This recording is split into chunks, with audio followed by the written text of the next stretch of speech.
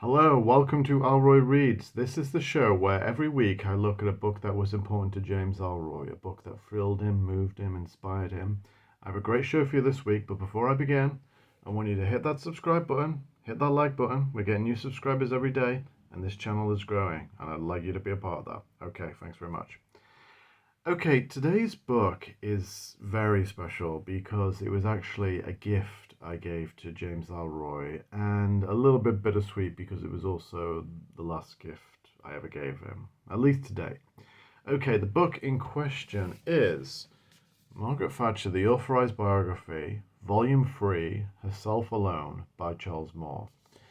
Okay, so what I'm going to do is I'm going to talk a little bit about the author, Charles Moore, a little bit about the biography, and use that as a conduit to talk about a rather controversial subject perhaps in publishing, which is Ellroy's politics, his conservatism, and to examine to what extent is he on the right, is he on the radical right, or is it all just part of his mischievous demon dog personality? Now, I know not many, or perhaps not all of you, will necessarily agree with the politics that I'm discussing, either of Lady Thatcher or James Ellroy. It doesn't mean I agree with them either. I'm simply discussing these issues and kind of laying out what Ellroy believes, what I think he believes, what he told me about his views on politics, and not just in America, but the global situation. And I hope the culture war hasn't got so bad we can't talk about these things. It's gonna be a very respectful show. Okay, so Charles Moore was born in 1956 in Hastings, and he was actually born into a liberal family. His father was a Liberal Party candidate at several general elections, never successful, and he pretty much held his parents' views in his early life, but by his mid 20s, he was veering more towards conservatism. He started a successful career as a journalist, and he became editor of The Spectator magazine in 1984. And all of his journalistic credentials have always been with right wing publications. So at The Spectator, he hired a young journalist by the name of Boris Johnson, who don't need to say much more about his career, but that was a significant hire. He later became editor of the Daily Telegraph and the Sunday Telegraph, and he became very close to Margaret Thatcher. They became close friends, and she selected him as his authorized biographer. Someone else she was close to, Robin Harris, who was a speechwriter, wrote a much more punchy one-volume biography of her, which is a real page turner. And he said he was actually glad that he wasn't selected as an authorized biographer. He felt liberated by it. This is pretty exhaustive, and almost day by day account. Anyway, so the biography came out in 3 volumes, and volume 3, which is the gift I gave to Ellroy, begins in 1987, shortly after Thatcher's final general election victory, when she is at the height of her powers, but also being at the height, it's kind of like all starts to go downhill, slowly at first, and then begins to unravel at kind of dizzying speed. And chapter by chapter covers significant events. So we have a chapter on the spycatcher controversy. We have a chapter on the fatwa that was put on Salman Rushdie and the British government's attempts to protect him, which were successful, notwithstanding the more recent attack on Salman Rushdie. We also have a chapter on when things start to go wrong, which is the implementation of the community charge, which was more colloquially known as the poll tax, and also splits in the Conservative Party around the European Economic Community and actual membership of the exchange rate mechanism, which are more pro-European cabinet ministers were very much in favour of, and Thatcher was very much against. And this begins the divide in the Conservative Party that in some ways persists to this day, but ultimately that would lead to Brexit. And it was Thatcher, who'd previously been very pro-European, and in the 1975 1975 referendum on membership or on continued membership of the common market, she'd voted and campaigned vigorously in favour of continued membership, became increasingly Eurosceptic in headbutting against Jacques Delors, who saw the EEC, as it was known at the time, latterly the European Union, as a chance to implement kind of left-wing social reform on a European scale. And that's when the British left, which had been very Eurosceptic and in 1983 had campaigned to leave the EEC, began to become much more pro-European, practically overnight. So this is beginning of the downfall, and we see the leadership election in which she was unable to hold on to power, and then subsequently after office, her role as a stateswoman, which is very popular in the United States, but became increasingly unpopular in certain circles in the United Kingdom, even though New Labour, the Labour Party, which underwent this huge resurgence under Tony Blair and its reinvention of New Labour, actually accepted many of her economic policies of liberalisation, privatisation, accepted much of her economic legacy, and then sadly her diagnosis with dementia. There's a lot actually about her relationship with Ronald Reagan, which was very strong, and a slightly cooler relationship with George Bush Sr. And it's sad that she ended up with, Reagan ended his days with Alzheimer's, and Margaret Thatcher ended her days with dementia. And she was given a royal ceremonial funeral, and the debate about her legacy in British politics and global politics and the ideology, the economic ideology that bears her name, Thatcherism, continues to resonate today. There are many people on both the left and right who love her and hate her. I think it's fair to say that Margaret Thatcher is a Marmite politician, as we would say. You either love her and hate her, and I'm not sure she would want it any other way. So that's where the biography kind of stands. It is, a huge book, and goes through. And Charles Moore interviewed thousands of people, and had full access to all of her papers and looks at all of her annotations. There are many other things that I haven't touched on: the Anglo-Irish Agreement and the Troubles and the war against the IRA, as well as there are surprises here, because I thought I was quite well versed on this period of British history, having grown up through it, and it took a strong interest. There were surprises. For instance, I didn't realise the extent, as he's portrayed here, that John Major was really ruthlessly ambitious and was frequently wielding the dagger. It was often said that he who wields the dagger seldom wears the crown, and that's why Michael Heseltine never became Prime Minister. Well, Thatcher designated Major as a successor quite early. We're talking about 88, 89, he started to be groomed. Nevertheless, he was still quite ruthless in smearing his opponents and making sure that there was no one else in the field. There's quite a negative portrayal as John Major. And that was surprising because, when he first came into office, Major was considered a slightly more human, empathetic face of the neoliberal economic policies. And that contributed to the 1992 election victory of the Conservatives, their fourth in a row. Of course, afterwards, after the Maastricht Treaty and Black Wednesday and Britain crashing out of the exchange rate mechanism, the original debate that caused Margaret Thatcher so much trouble with her cabinet ministers Nigel Lawson and Geoffrey Howe, Major, it was increasingly seen as incompetent and completely lost at sea. But here, he is portrayed as something of a black prince. That was interesting. There's a lot of stuff about how powerful Charles Powell was, one of our senior civil servants. I had no idea about the power he wielded, and how that made him very unpopular with other cabinet ministers.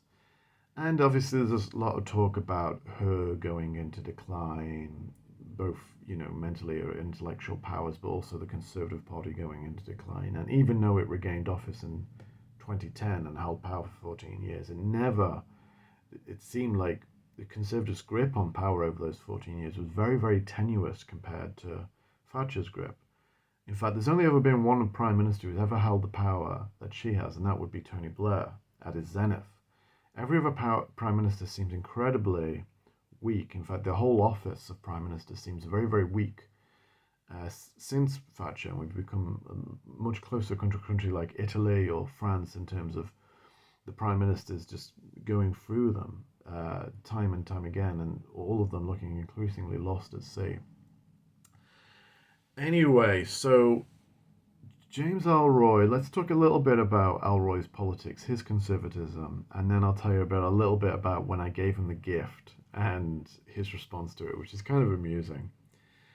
So James Ellroy is famously a conservative in the more left-wing field of publishing and Hollywood. The field that he works in has helped him to stand out. I know that his conservatism is genuine, it is sincere. His parents, growing up in LA in the 50s, his parents were both conservatives. It's probably known that his father was. What's less known that his mother was also very, very right-wing. And naturally, like everyone, like Charles Moore with his liberal parents, Ellroy inherited a lot of that conservatism. I know there are many people who rebel against their parents' politics, and in some ways I did. But Ellroy inherited a lot of that conservatism as a child, and he developed it into kind of his own voice, and in kind of a performative voice. Early on, he describes being at school, being at Fairfax High, which was predominantly Jewish and predominantly liberal, and in California, even though it's produced such conservative politicians as Reagan and Nixon, it always helped him stand out, and he always had this sense of otherness. When JFK was assassinated in '63, Ellroy said that he didn't care. I mean, well, he was at that age where children and teens can be quite callous with regards to their feelings. It's a hard thing to comprehend death. I mean, Ellroy was still struggling to comprehend his mother's death. She was murdered when he was 10. And he hadn't emotionally processed that. So when the president was shot, he said that he was kind of callous about it because he'd always been a Nixon man. He and his father, his mother was gone by this stage, they were Nixon men.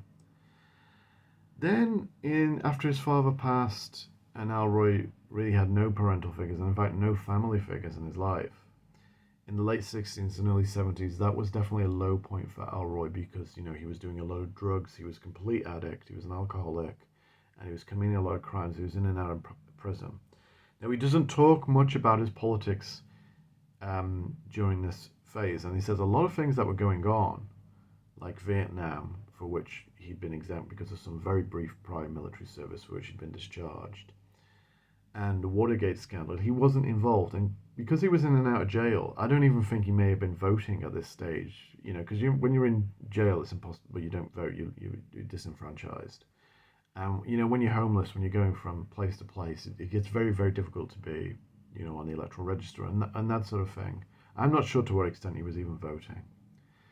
By the 80s, when Ellroy got clean and he was sober, and he was now a novelist, moderately successful at first, and then after 1987, hugely successful and getting bigger and bigger.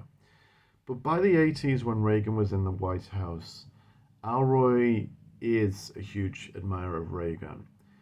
If you study his comments in the 1980s, and there were far fewer interviews than later, he doesn't actually talk about Reagan that much.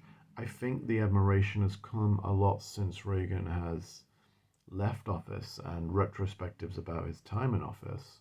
And of course, Reagan and Thatcher, Reaganomics and Thatcherism are essentially the same thing. Reagan had the luxury of spending much more on defense than Thatcher did, but they're very, very similar in terms of neoliberal economics. But Ellroy wasn't talking much about Reagan in the 80s, maybe because when they're in office and you've got the daily scandals and the daily incompetence, particularly late in Reagan's presidency, when you get to Iran-Contra Gate, that hugely convoluted scandal that that could have ended his presidency prematurely, like Watergate. It didn't in the end. Um, it's very unfashionable to go out and say, yeah, I love Reagan with everything going on. So his love of Reagan really came afterwards when it was kind of safer and in retrospect. And I think Ellroy knew by the 90s that he wasn't going to call himself a Republican, which is, although, there have been movie stars who've called themselves Republican. In many ways, hasn't done much good. Charlton Heston and Schwarzenegger even gave up his acting career to become a Republican, uh, elected politician. But Ellroy wasn't going to be tagged by the Republican label. So he started calling himself a Tory. Now, bear in mind, in America, the term Tory hasn't been really used since the American Revolution or shortly thereafter when there were still lingering loyalists, or they all fled to Canada, where the Conservatives are still known as the Tories to this day. So Tory gave him a sense of otherness that he wanted, that he kind of coveted. Republican was a kind of bad label, whereas he called himself a Tory, sometimes a romantic Tory, sometimes a mystic Tory. This is slightly absurd labels, and they're quite amusing in the UK. But they gave him that sense of otherness where he could engage with conservative politics. And, he loves goading people. I know that for a fact. But he could also, it allowed him to be on the liberal left when he wanted to be on the liberal left, and there were issues when he was. At a time when American politics was kind of, it was getting very, very sharp dividing lines because the culture war was in full flow. And by the noughties, when Bush Jr. was in the White House, and Ellroy had voted for him because Ellroy absolutely detested Clinton, absolutely hated Clinton. Was not shy in saying so, and he claimed down more, not so much from Clinton policies, because Clinton pretty much was a neoliberal economist, but the Monica Lewinsky scandal, and Ellroy, although not necessarily acting like one in his personal life, was getting quite religious, Christian religious. So I think he liked Bush at first, and then when all the duplicity about the Iraq War had broken out, and the Bush administration became very, very bogged down, I mean, literally in the quagmire that was the Iraq War, Ellroy was fed up with the Republican politics by 2008 and voted for Barack Obama in the 2008 presidential election. I'm not sure, but that may have been his first vote for a Democrat, at least on the presidential level. He voted for Obama, and he said sometimes he thought that early on he thought Obama was a very, very thoughtful guy, very judicious, and of course Obama is an academic, so Obama, is an intellectual. He is a kind of careful guy who not easily defined by left or right. And although eventually it soured, he began to dislike Obama. He'd flirted with the idea of voting for McCain. I happen to know he voted for Obama. Helen told me, she was very, very adamant in telling me. He seemed a bit sheepish about it. He was very embarrassed that he'd supported Obama and then grew to dislike him intensely. It was again on the kind of socially conservative issue. He was not happy about the gay marriage issue, Ellroy.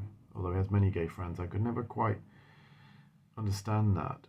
But so he pivoted back to conservatism. Then recent develops in American conservatism, the rise of Trump. He may have voted for Trump. It seems likely he either voted for Trump or he didn't vote for Hillary, because his hatred of the Clintons extended to the whole family. And he did not want a Clinton dynasty being set up in 2016. So he either voted for Trump or he voted for a third party candidate. He ended up detesting Trump. I'm not sure, I'm not going to go for every single vote, but I knew when we were working on the biography, the Biden administration was in office and he was not happy. It's easy to figure out how soon the Biden administration ran into trouble. My own take on it was that Ellroy had a very kind of conservative hatred for Trump, maybe in the same way that Dick Cheney did. And it's a very conservative view, and it's actually a very Tory view, is that a fear of demagogic politics. And he'd always suspected that most demagogues, many had come from the left. And it was kind of jarring for him, for Trump, although he'd previously been a registered Democrat, that he'd really whipped up the American right and also the American center. And he was winning places like Michigan, which is my wife's home state, that the Democrats had previously held for decades. And he really hated that demagoguery in Trump. I thought that by contrast, the Biden administration was practically Tory because it wasn't radical. It was just trying to steady the ship and muddle through. And it was a move away from demagoguery. And, Trump came back. But that's a kind of overview of Ellroy's politics. It has evolved. He's always been broadly conservative. He's always had a liberal streak. He's even told me at times he's had a Marxist streak. He has this label of being a romantic Tory and a mystic Tory.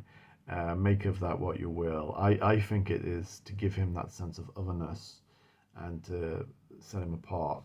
Okay, let me talk about the gift.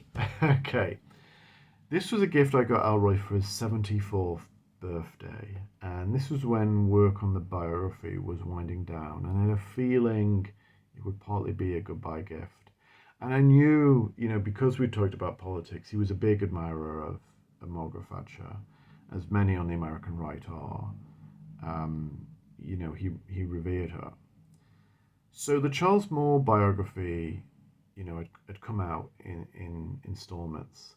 I didn't want to get in volume one because I thought volume one, I couldn't see Ellroy taking much interest in Margaret Thatcher growing up in Grantham in Lincolnshire, which is where she was from. Going to Somerville College, Oxford, doing a chemistry degree, and then becoming a backbench MP and all the constituency politics. And I didn't think he was going to have much interest in that kind of parliamentary. I just didn't think that was going to sell to an American reader. I wanted to get in volume two, which covered her early years as Prime Minister, the Falklands War, the miners' strike, the Westland affair, all of the big events. I thought that was the ideal gift. However, I wanted the book to be sourced by a Denver bookshop that was local to him, which I knew he supported. And they didn't have it in stock. They only had volume 3 in stock. So I came round to think, well, you know what, volume 3, yeah, it starts in 1987. It covers, a lot of big things. It covers, her downfall, which is kind of gripping to read. It covers the kind of the big debate in Britain, which was just kicking off then about, are we in Europe, or is that in Europe at the expense of the special relationship? It covers her after she leaves office with regards to Europe. She was the only prime minister who advocated leaving the EU. So I was like, yeah, okay. So I got him volume 3, and he wrote me this letter. I'm going to read it to you. Dear Steve, cry havoc and let slip the blasphemous bloodhounds of war. And most of all, many thanks for your thunderously thoughtful birthday gift of the concluding volume of Charles Moore's Margaret Thatcher biography. It will, when combined with the first 2 volumes. So he seems like he's already trying to think, why has he got me volume 3? Anyway, the politics of giving someone a gift is confusing. Anyway, it will, when combined with the first 2 volumes, lay the lowdown on the great woman's life on me in significant and pithy detail. Not only do you rule all literary biographers, you rule all gift givers. Godspeed, Ellroy.